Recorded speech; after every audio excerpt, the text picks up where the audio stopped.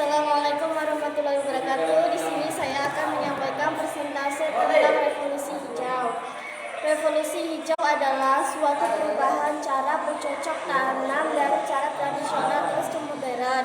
Revolusi hijau sering disebut juga produksi agraria, panca usaha tani, pemilihan dan penggunaan bibit unggul, pemupukan yang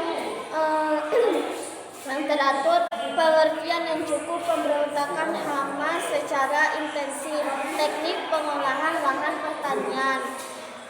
Dampak positifnya, revolusi hijau menyebabkan munculnya tanaman jenis unggul.